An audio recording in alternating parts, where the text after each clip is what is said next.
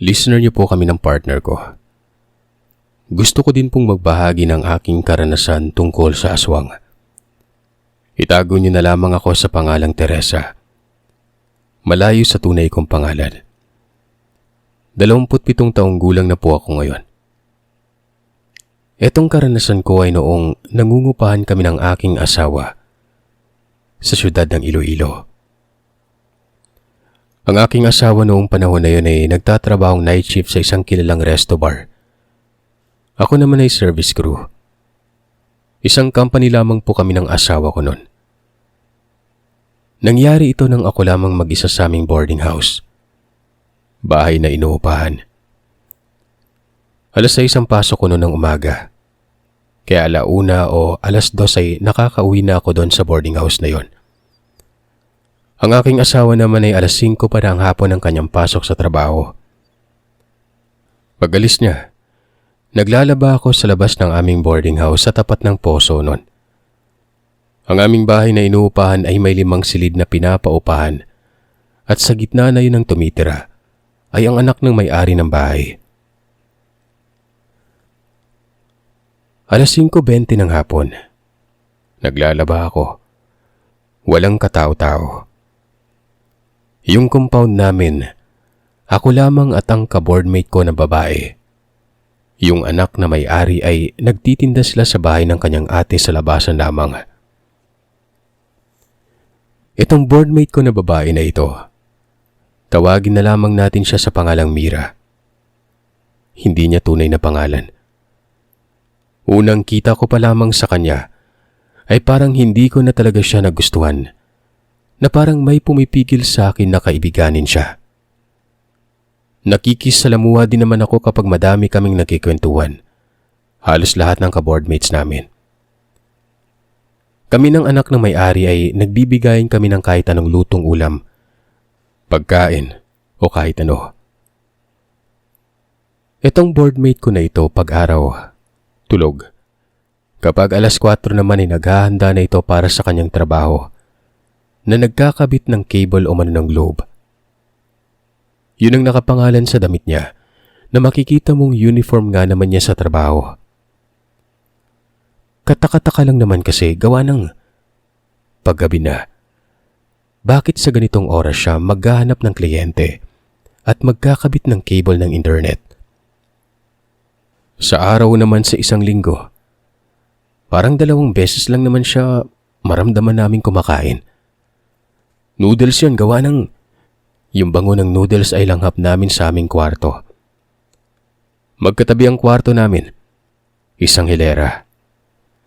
Napapagitnaan ito ng Hardiflex na parang plywood. Kada kwarto namin ay may sariling lababo. Paglagyan ng kalan kung saan pwede ka makapagluto. Buksan lamang ang pintuan at bintana para makalabas yung usok nun. May sarili din po itong CR. May kamahalan din kasi itong boarding house na ito. Kahit kasi malayo sa pinagtatrabahuhan namin yung area pero okay na din gawa ng ito yung gusto ko. Pinasadya ko talaga ito sa may-ari na i-renovate gawa ng may sariling banyo at lababo. Nung una kasi, isang CR lang at kapag maghugas ka ng iyong mga hugasin, sa poso pa. 2014 naroroon na po kami ng partner ko sa boarding house na yon. Bata pa kasi kami nagsama nun. Independent din naman.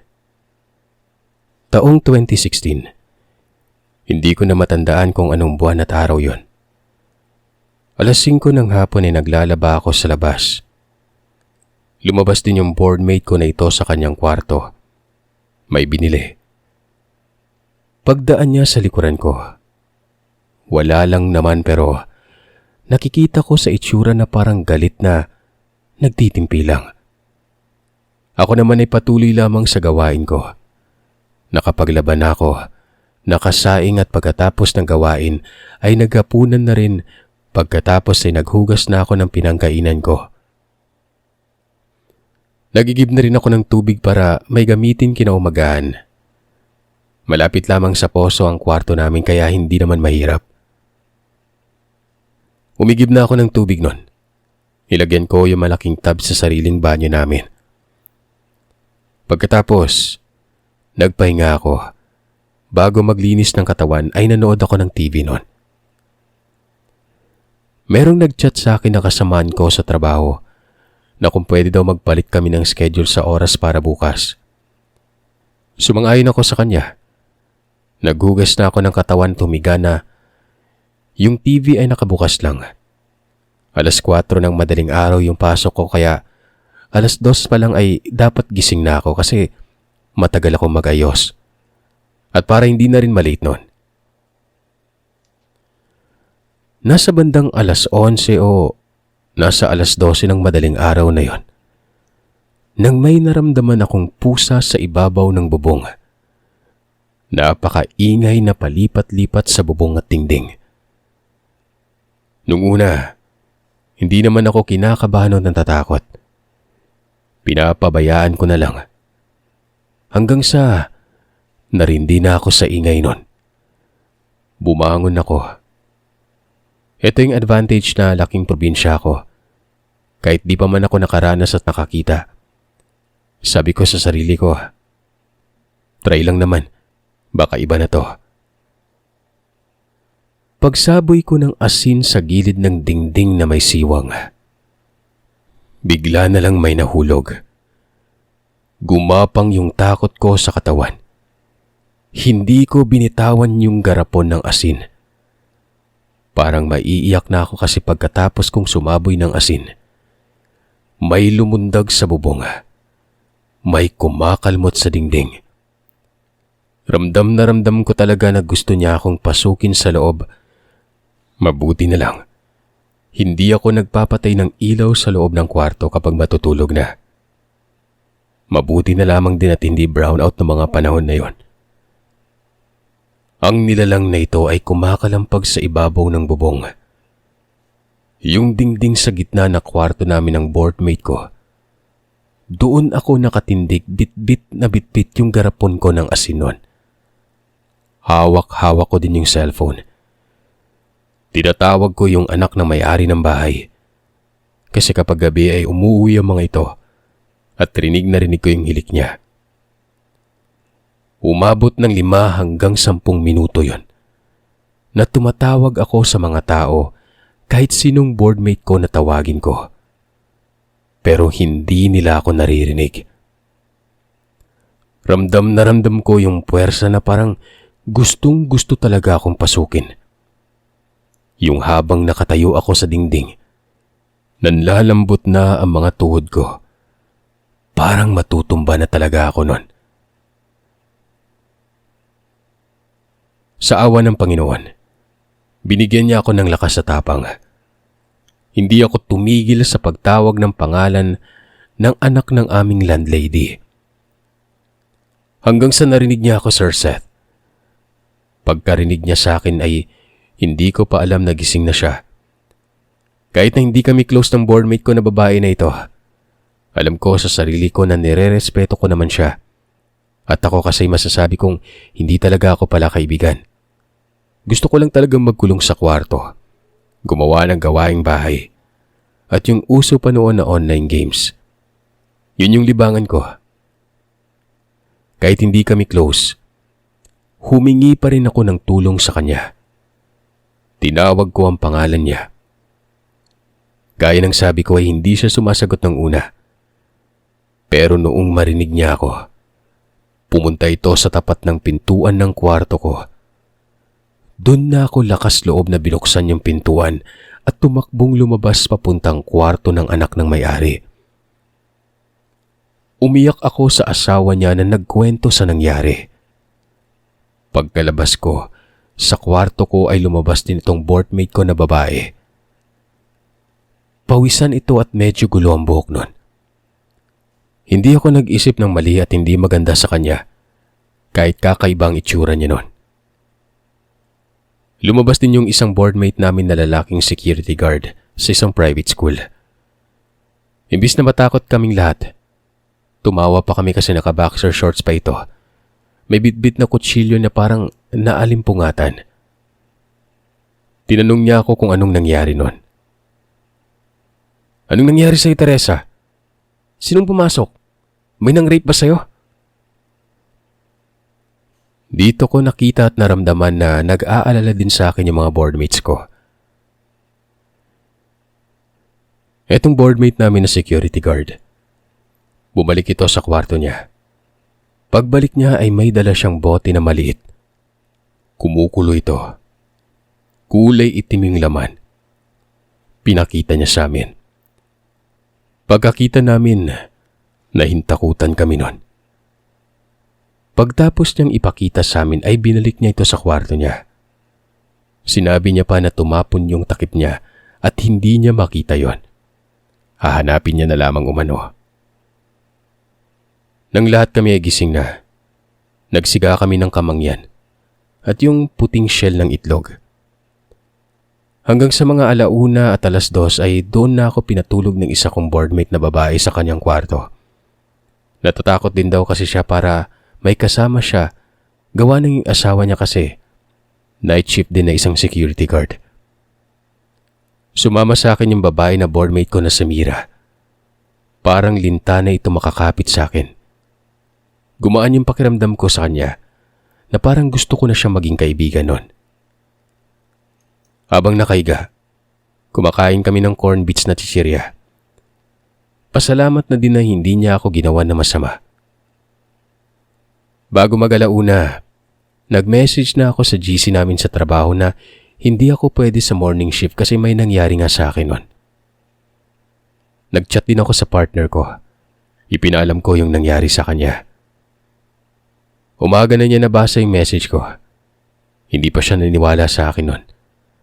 Nasaktan ako dun kasi kabilang siya sa mga taong hindi naniniwala sa karanasan ko eh.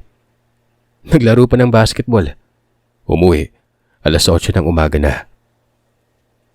Nag-away pa kami noon gawa ng ganun na nga nangyari sa akin. Hindi pa ito naniwala.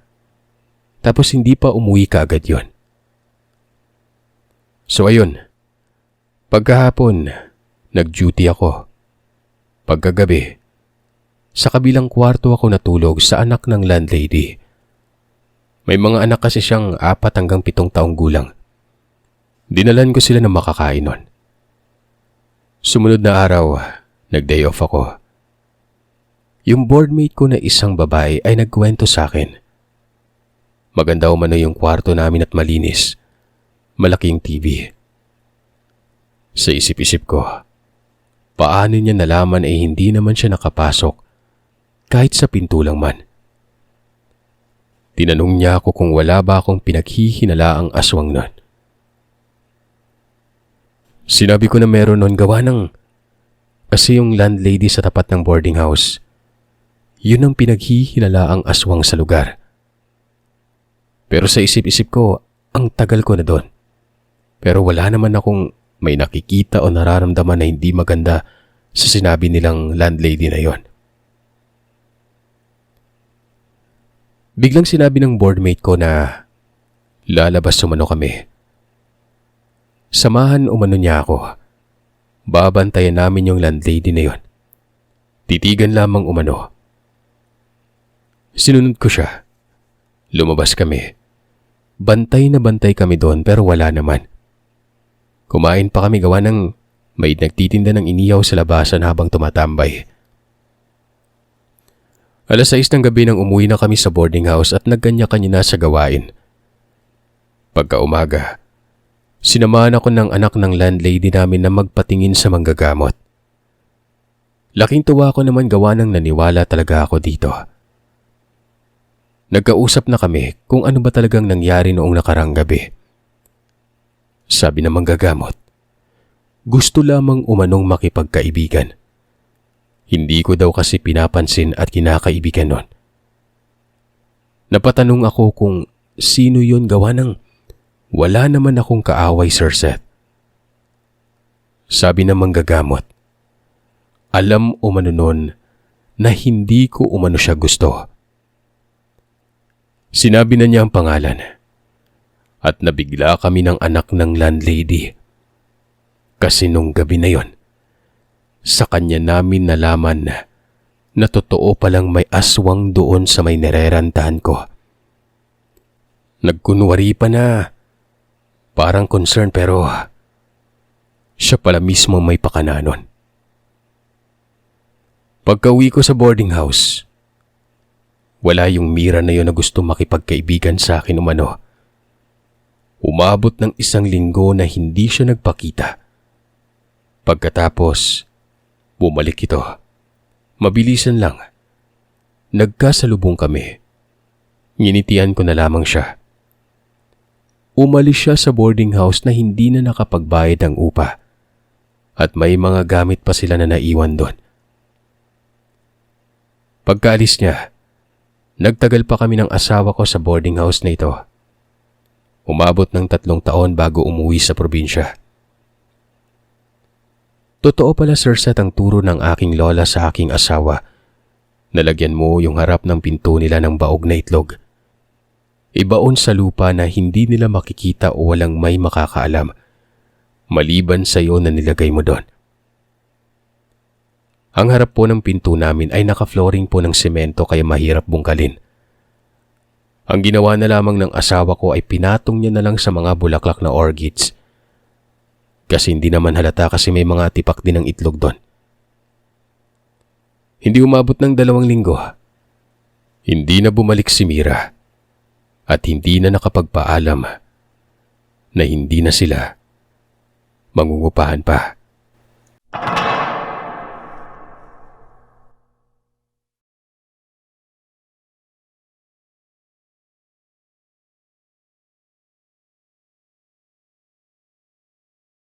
Itago niyo na lamang po ako sa pangalang Kim. Taga Iloilo. Gusto kong ibahagi ang mga karanasan ko patungkol sa mga kababalagan, gaya ng sa aswang. Unang karanasan ko. Hindi ko matandaan ang taon, pero nasa edad 15 yata ako noon.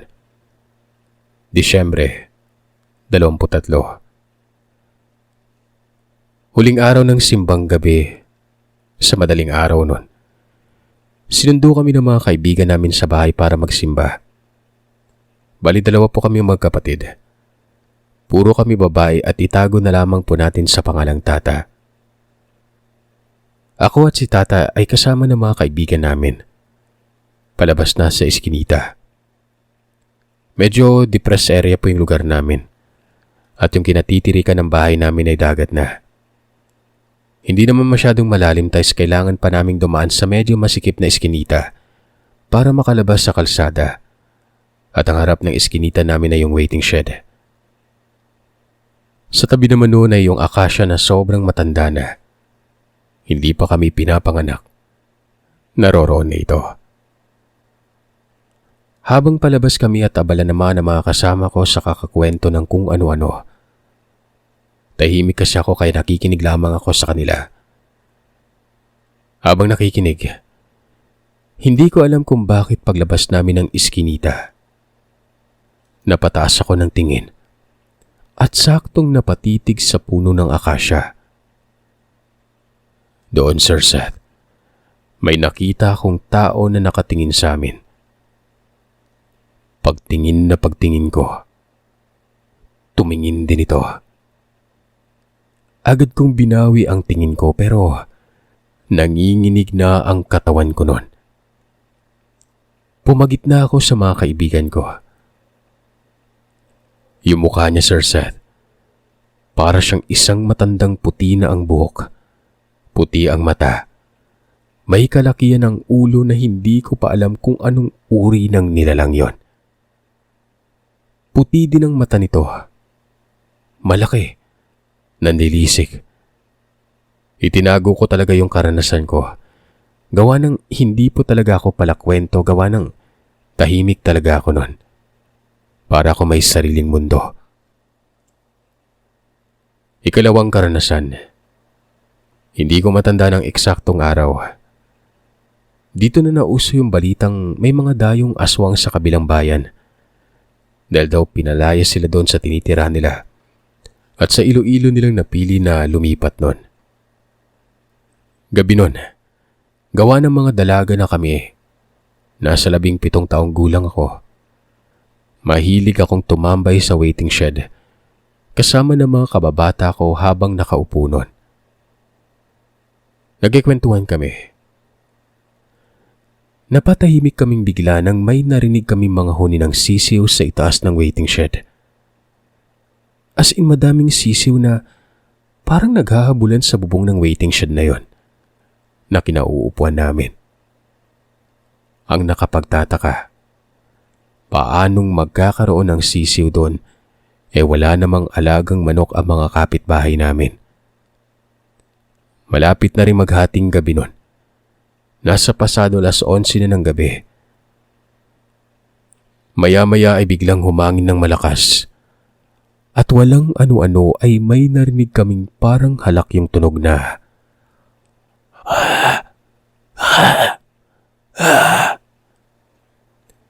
Doon na kami napatakbo. Sabay-sabay papasok ng iskinita at pauwi sa kanya-kanya naming bahay.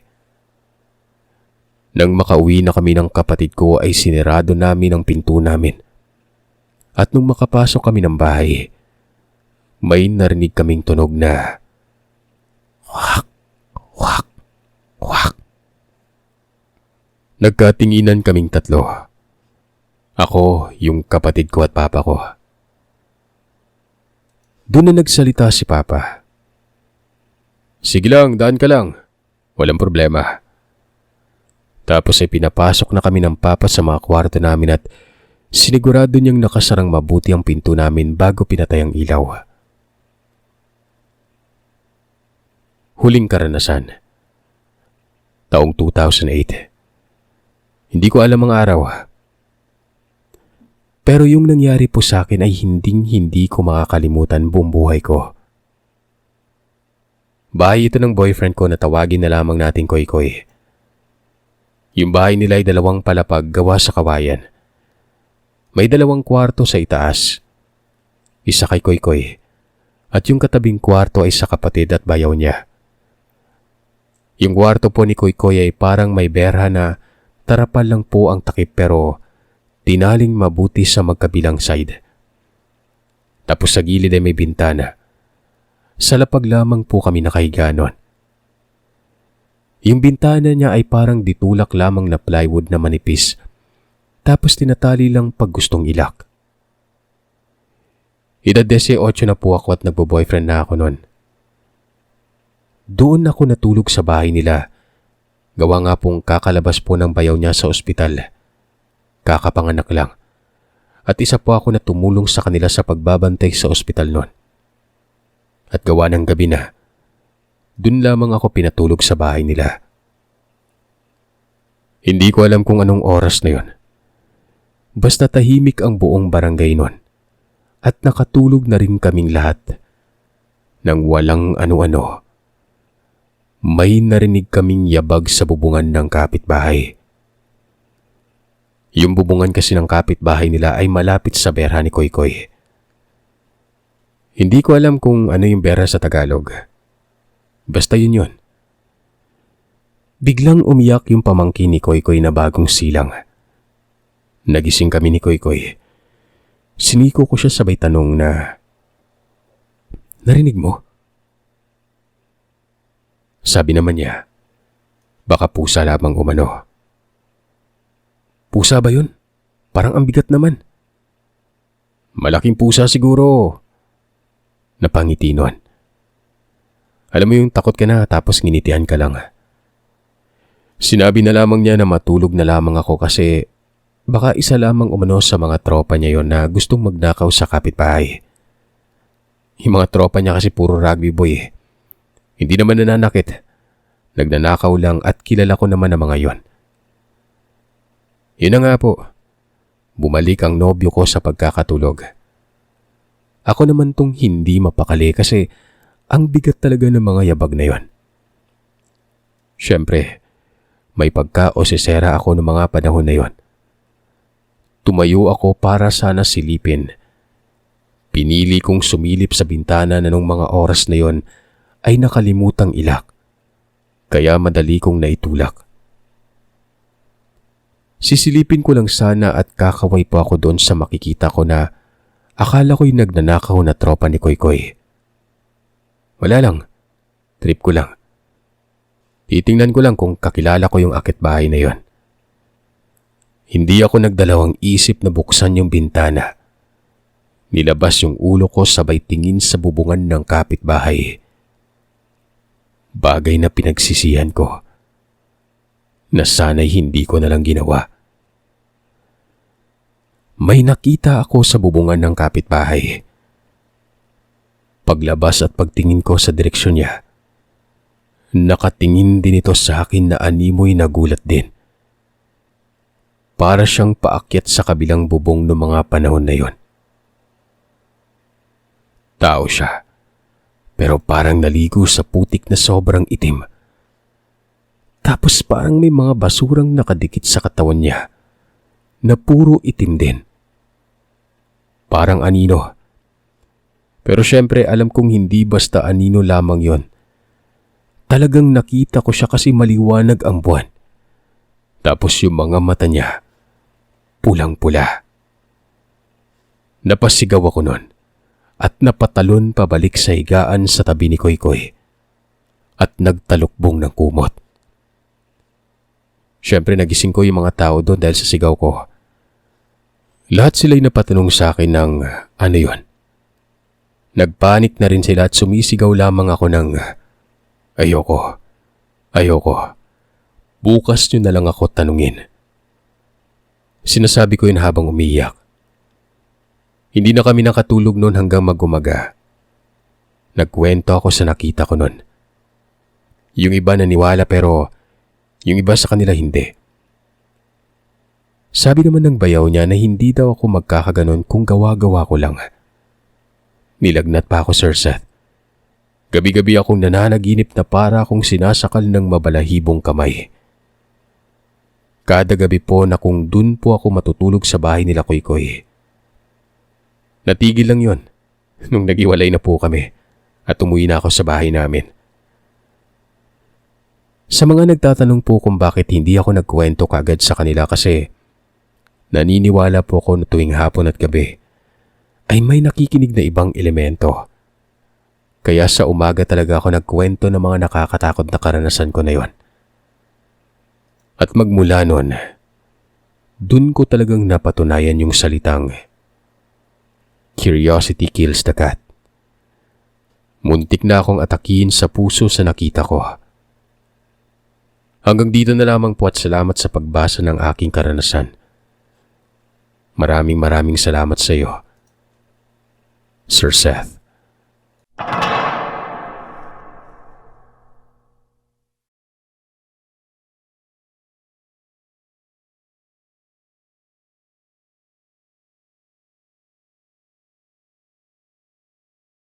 Ako po si Celine. Totoo kong pangalan. Magandang araw sa inyo at sa mga nakikinig. Sana'y nasa mabuti ho kayong kalagayan. At sana mapansin niyo itong aking gustong ibahagi na karanasan. Matagal ko na po itong gustong ibahagi yung kwento. Pero ngayon lamang ako nagkaroon ng pagkakataon. Gawa ng ngayon lamang ako nakahingi ng permiso sa auntie ko.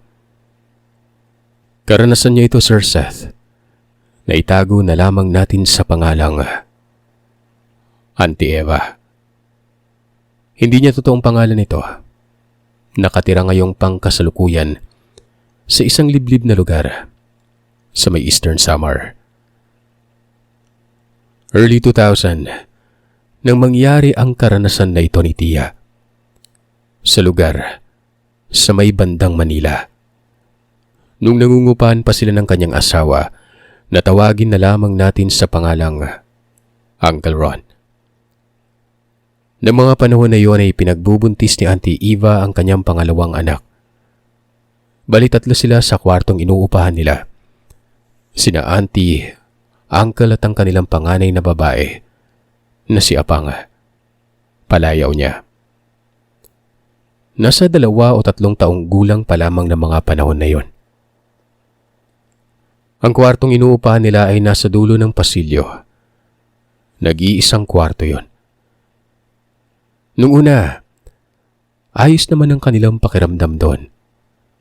Maliban na lamang sa amoy sa loob ng kwartong yon, na hindi makuha-kuha kahit anong linis nila sa kwarto. Yung amoy daw na sabi ni Auntie ay parang yung stuck na room na hindi nabuksan ng matagal na panahon. Hanggang sa isang gabi, natutulog sila. Nagising si Auntie dahil sa liwanag na nagmumula sa ilaw nila sa labas ng kanilang silid, na kanya namang ipinagtataka dahil yung ilaw nilang yon ay nasa labas ng kwarto nila. Kapag nasa sarado ang pintuan ay hindi na makakapasok yung liwanag na yon. Sa pagkakaalam niya ay isinara niyang mabuti ang pintuan bago sila matulog. At isa pang nakapagtataka ay hindi yun basta-basta mabubuksan ng hangin lang dahil mahirap masara yon. Kailangan pang itulak ng maigi para lang maisara ng maayos. Tiningnan niyang mabuti ang pintuang nakabukas habang nakahiga pa rin itong si Auntie. Walang ano-ano eh. Muli na naman umanong nagsara yon. Likas na hindi naman matatakatin si Auntie kaya binaliwala niya lamang muna. Hanggang mangyari ulit ang pagbukas-sara ng pintuan. Doon na siya napaisip na hindi na yun pangkaraniwan. Doon niya palang sinubukang gisingin si Uncle na sa pagkakataon na yon ay himalang hindi niya magising-gising. Kahit anong kurot niya doon. Samantalang hindi naman malalim matulog yon. Hanggang sa nilakasan niya ang pagkurot sa tagiliran nito. Saka ito galit na nagising. Ano yun? Sinenyasan niya si Uncle na huwag maingay at itinuro nito ang pintuan saka sinabi na, tingnan mo yung pinto. Bumubukas sara mag-isa. Wala namang sinabi si Uncle noon at nagkunwaring natutulog ulit. Hanggang sa muling bumukas ang pintuan at sumara.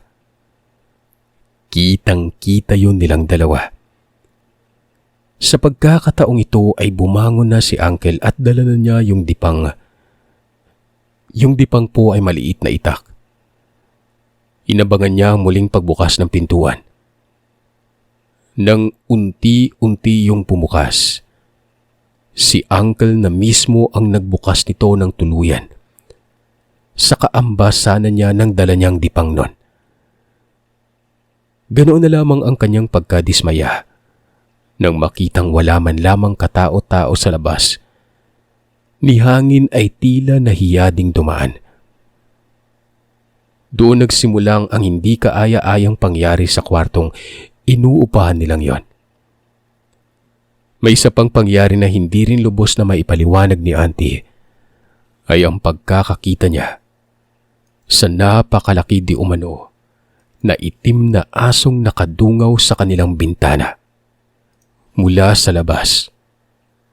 At nang mapansin niya ito, saka ito tumalon sa napakataas na pader.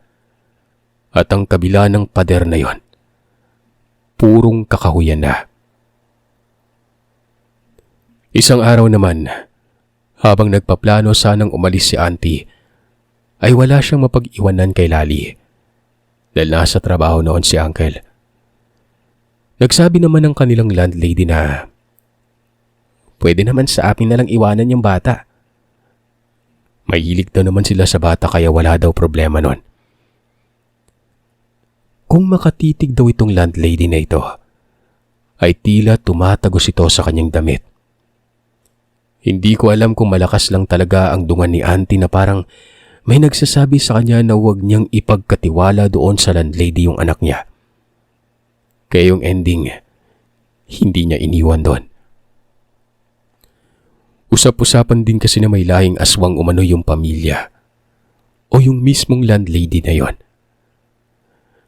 Nagtanong-tanong siya sa kanilang mga kapwa nangungupahan doon tungkol sa kwarto nila. At may nagsabi umano na namatayan daw yon ng isang matanda. Hindi nila matukoy kung asawa ba o kamag-anak lang landlady yon. Isa sa kanyang napagtanungan ay minsan na daw na nakaukupa sa kwarto na yon. Simula daw nang umupa siya doon ay lagi na siyang nagkakasakit.